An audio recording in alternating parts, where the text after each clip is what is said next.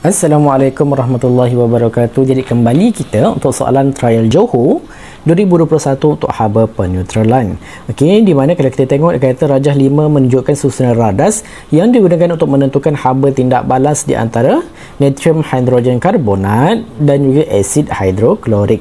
So, di antara gambar rajah yang diberi, apa maklumat yang kita boleh dapat? Yang pertama sekali adalah dari segi asid hidroklorik ni, bahawa kepekatan dan juga isi padu yang digunakan.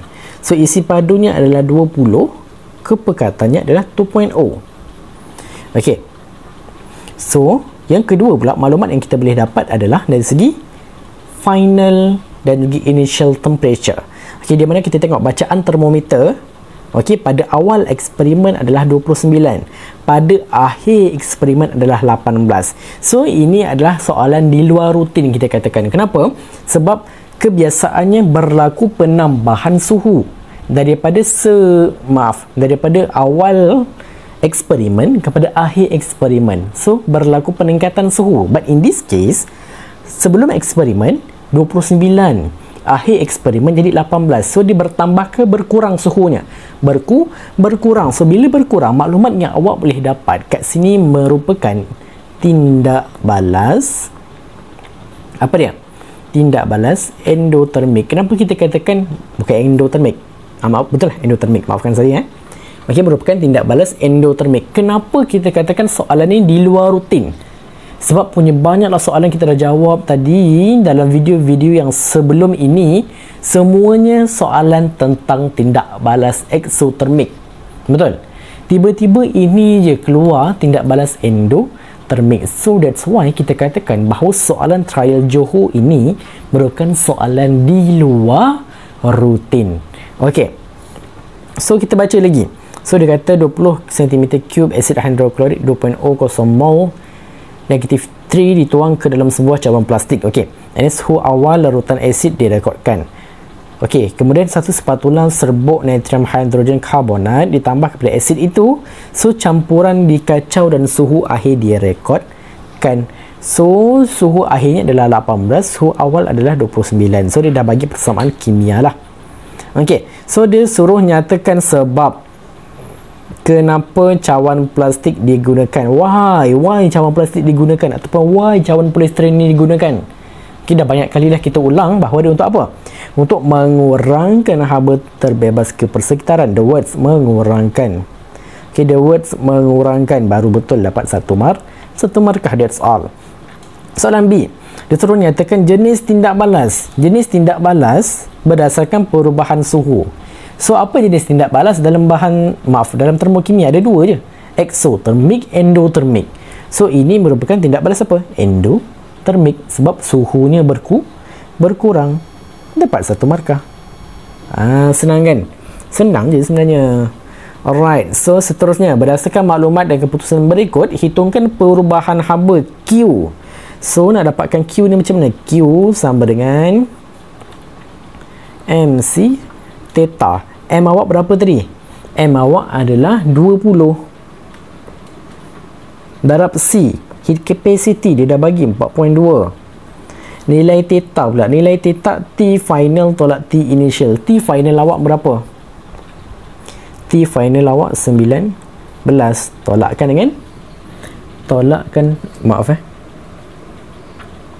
18 tolak 29. Tapi in this case awak kena moduluskan. Kenapa kena moduluskan? Sebab nanti awak dapat jawapan negatif. Okey, awak dapat jawapan negatif, so awak kena moduluskan. So, jawapan akhir, awak kira jawapan akhir, tekan kalkulator, awak akan dapat nilainya adalah 924 Joule.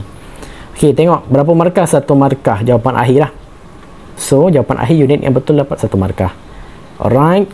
Okey, seterusnya pula. Okey, kita pantas sebab kita dah laju ni, dah jawab banyak soalan ni.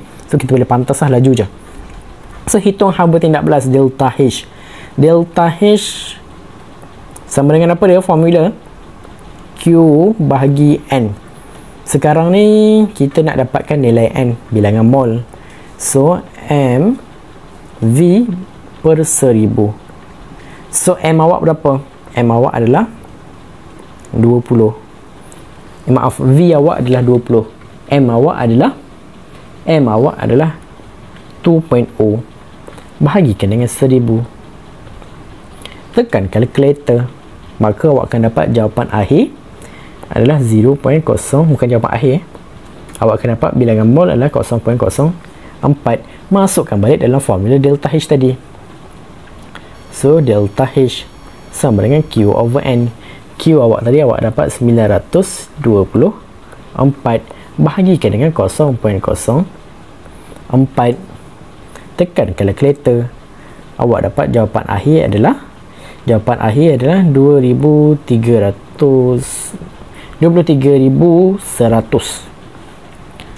Joule mol negatif 1. Ingat dan tanda depan ni negatif ke positif? Negatif ke positif. Ingat balik, kita punya ini eksperimen ini tindak balas apa? Exo ke endo? Endotermik. So endotermik tambah tolak tambah. Okey, ingat so positif 23,100 joule mol negatif 1. Kalau tukar kepada kilojoule, bahagikan dengan 1000, awak akan dapat tambah 23.1 kilojoule mol negatif 1. Tengok markah kat sini 3 markah. Untung awak dapat kat sini 3 markah. Okey, markah yang pertama bilangan mol 1 markah, penggantian 1 markah, jawapan akhir berserta dengan tanda dan unit yang betul 1 markah. Dapat 3 markah. Senang kan? Mudah je sebenarnya. Okey, cuma awak je yang duk kalut-kalut jawab kan. Sebenarnya mudah je sebenarnya. Okey, jangan takut.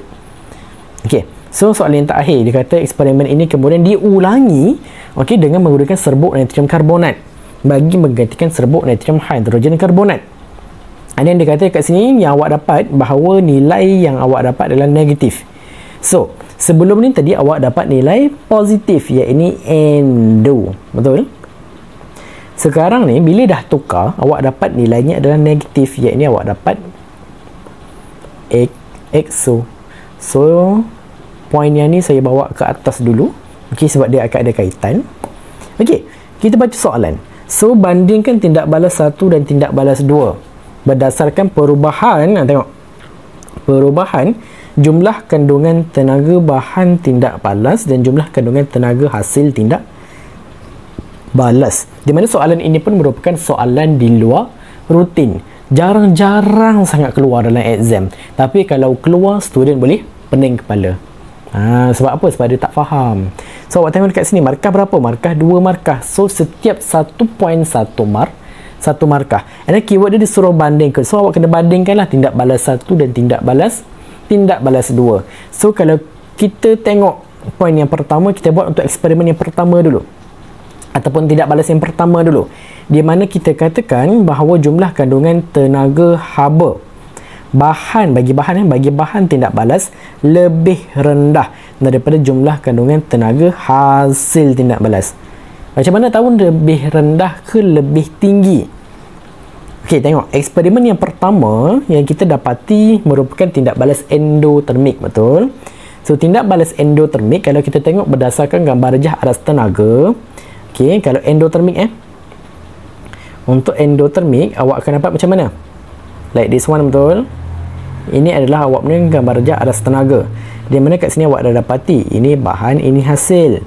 So awak tengok dari segi arasnya, kalau kita buat sebagai contoh lah, kita buat dari segi graf, yang bawah ni kosong, yang atas ni 3 lah contoh. So bahan ni ada dekat aras mana? Bahan ada dekat aras kosong. Hasil ada dekat aras mana? Hasil ada pada aras 3. So di antara bahan dan hasil, mana satu lebih tinggi? Hasil yang lebih tinggi. So kita tengok dekat sini. Kita dapati bahan lebih rendah. Betul tak bahan lebih rendah? Betul lah, bahan lebih rendah sebab bahan ada dekat level kosong, hasil ada dekat level 3. Macam tu je sebenarnya. Cara mudah untuk awak nak tentukan. So itu poin yang pertama. Tengok poin yang kedua. Poin yang kedua, jumlah kandungan tenaga bahan tindak balas lebih tinggi, untuk bahan lebih tinggi dan hasil lebih tinggi daripada hasil. Di mana eksperimen yang kedua ni bila dah digantikan dengan apa? Dengan serbuk natrium karbonat. So yang kedua ni awak dapat apa? Ni negatif ni, negatif. So apa? Tindak balas exothermic. So exothermic, kalau kat sini kita padam, kita buat balik dari segi gambar rajah aras tenaga untuk exothermic macam mana? Awak akan dapat macam ni. Maaf saya bersin mohon halal bunyi tu. Okey. So macam ni. So kat sini bahan, kat sini hasil. Sama juga kalau kita buat tadi, level kat bawah ni kosong, atas ni 3. Hasil ada dekat level kosong, bahan ada dekat level 3. So mana satu yang lebih tinggi? Bahan lebih tinggi, hasil lebih rendah sebab dia dekat level kosong. Betul tak segmen kita? Kita kata bahan lebih tinggi. Betul tak? Bahan kat sini lebih tinggi, dia level kosong, hasil level kosong. Bahan level 3, hasil level kosong. Betul tak statement kita? Betul lah, sebab kita kata bahan lebih tinggi. So itu je lah konsep dia sebenarnya. Dah dapat 2 markah, senang je. Okey, awak kena tahu tindak balas yang pertama ataupun eksperimen yang pertama tadi, tindak balas apa? Endotermik ke exothermic?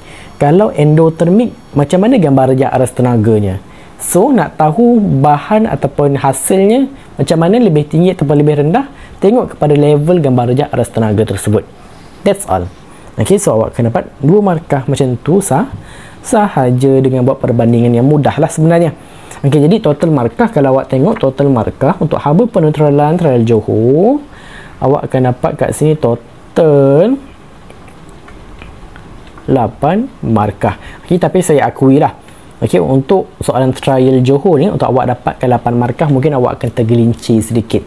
Okey, di mana kalau awak tak tahu sekalipun, paling kurang soalan D tadi, yang perbandingan tadi, awak tak akan dapat markah.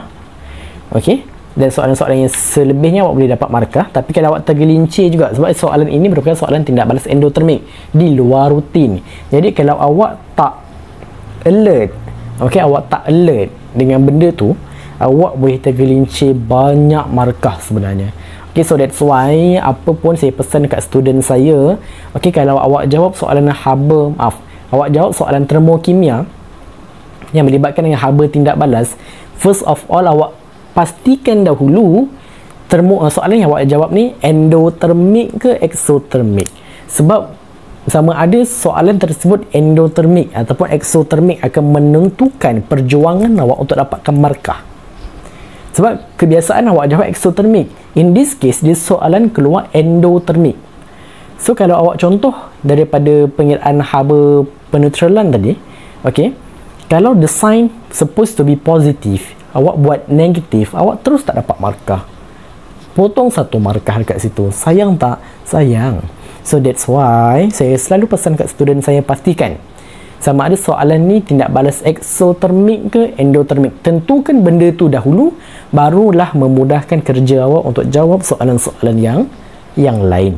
Okey, jadi setakat ini sahaja untuk trial Johor. Seterusnya kita akan pergi kepada soalan trial Perlis untuk soalan haba pembakaran pula.